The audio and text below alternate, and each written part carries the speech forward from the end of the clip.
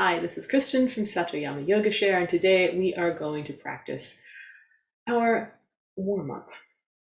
Settle yourself on your mat in a comfortable seated position. Take a long inhale and exhale to arrive at yoga.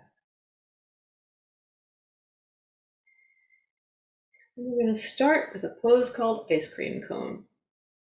Imagine your head is the ice cream, and your body, your long spine is the cone.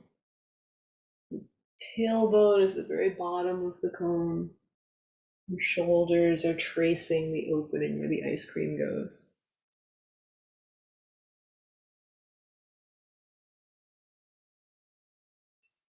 You can take this as slow as you like, or go as fast as you want. Focus your attention on your tailbone here. Try to keep your hip points on the ground. Try not to let your legs flop around too much. If you find that you're doing a lot of moving, then just make your cone a little smaller. Keeping the spine nice and long here. You don't want to be rounding too much. That's a different pose. And stay sort of upright. 2 more rotations. And then let's come back to center and switch directions.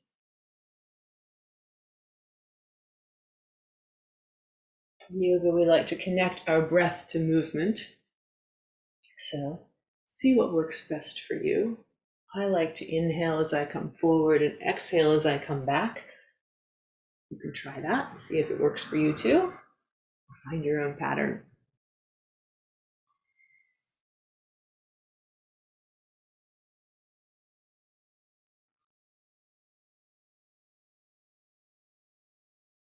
Two more rotations.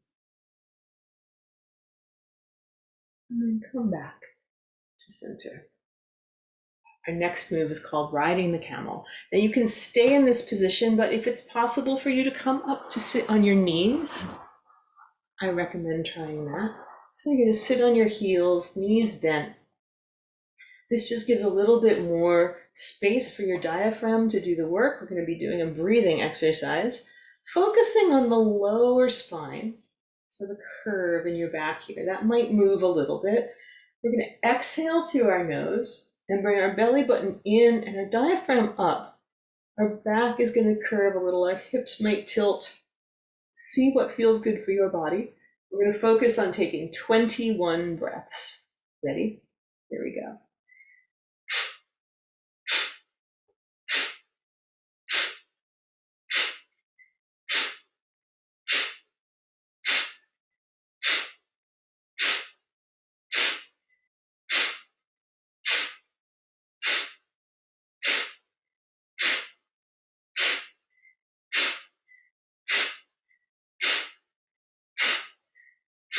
When you get to 21, take a long inhale and exhale.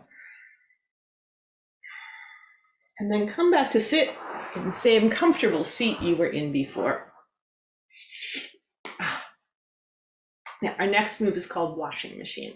And we're going to be doing a trunk rotation with the focus around our ribs. So you'll feel this in your intercostal muscles, your oblique muscles that control your side movement, and in the spine between your ribs. Let's do this one.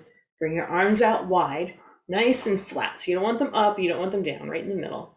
Roll your shoulders back, elbows bend, hands up in the air. Now, if you have any psychic laundry, bad feelings or things you want to kind of wash away, chuck them in the washing basin now. And then we're going to twist. Exhale on the left. You don't have to worry about inhaling. That will naturally happen as you twist the other direction.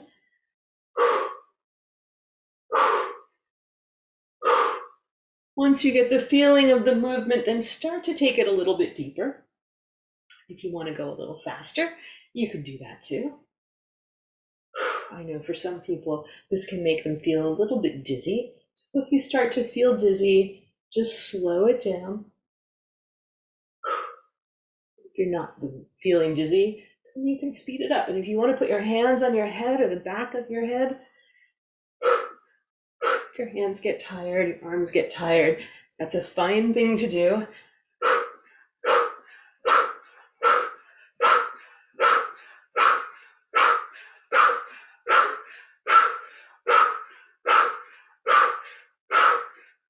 We're going to start to slow it down again. If you can open your arms back up, it's the wide position, hands big and strong. Couple more deep twists.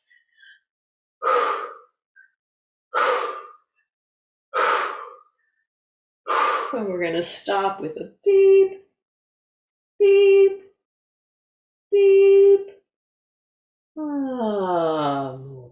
Bring it back down. Next up, we're going to work the spine between the shoulder blades with a move called Bata-bata or Flapping. Hands come together, gripping the fingers curled together. This is called a bear grip. Pull your elbows out to the sides. Make sure you're sitting up straight. Everything's locked in. And you're going to flap your elbows up and down. That's all there is to this. It feels like a shoulder motion, but really bring your attention to the space between your shoulder blades and you'll find your spine is moving there too. There's no special breathing for this one. So usually I give a cat report.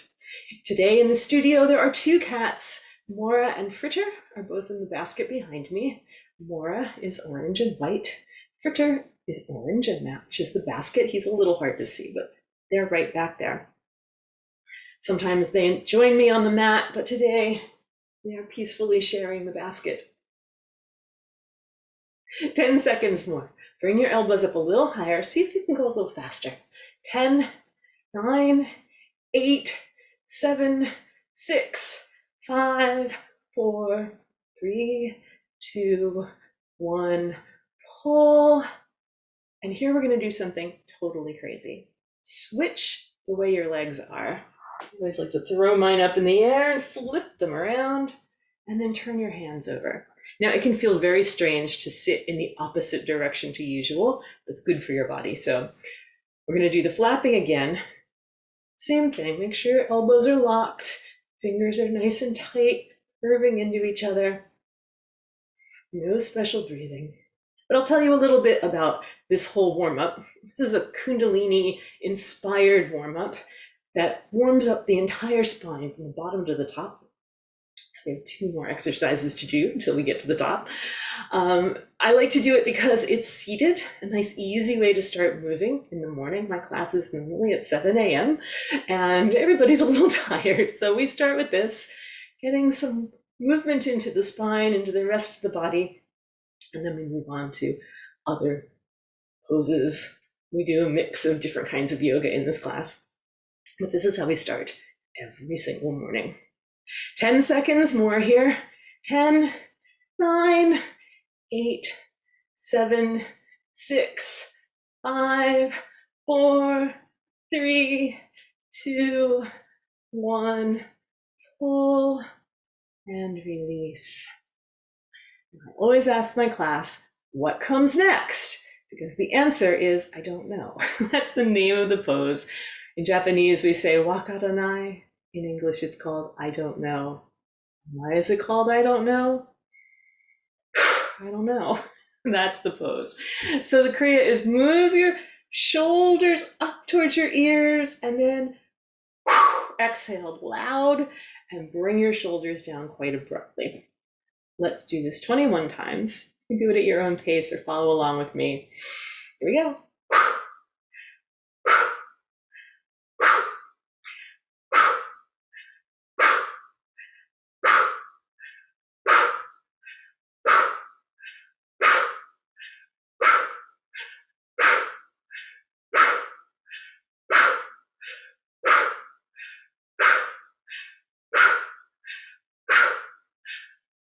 I'm pretty sure that's more than 21. Let's do one more. Nice big one. Bringing your shoulders all the way up and then slowly rolling them back and down as you exhale. Now we're sitting up straight. We're ready for our last movement, which is nose circles. Imagine you have a pencil or a crayon or some drawing instrument on your nose. You draw a little circle in front of your face. Feel the connection between the top of your spine and your skull. And close your eyes if you want to feel it more closely. Once you can feel that, then spiral out to a bigger circle and get your neck involved here. Still drawing a circle with your nose. If you want to make the very biggest circle that you possibly can, switch to drawing with your chin. Your chin is drawing a circle coming all the way up to the ceiling, over your shoulder, all the way down. And it's totally fine to stick with a nose circle. You want to connect your breath and your movement, just like we did at the beginning. So inhale up and exhale down. Maybe. Find something that works for you.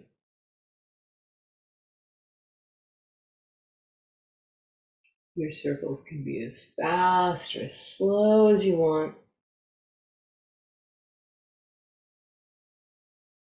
Let's take two more. And then Modoru, come back to center. Opposite direction. Again, start small in the middle. There's no need to rush to a big circle. There's benefit to doing it small too. And when you're ready, then spiral out.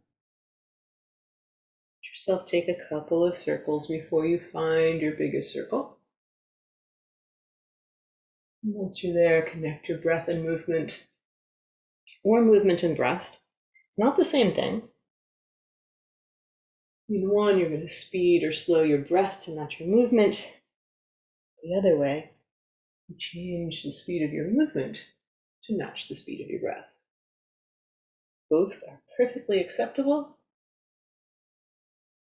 and you're probably not going to do it the same way every single day.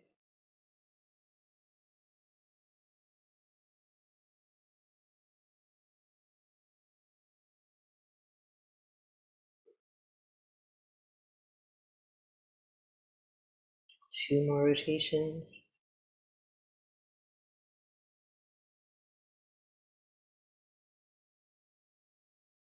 And then you come back to center. It's a Arigatou gozaimasu. Thanks for coming to yoga today. Bye.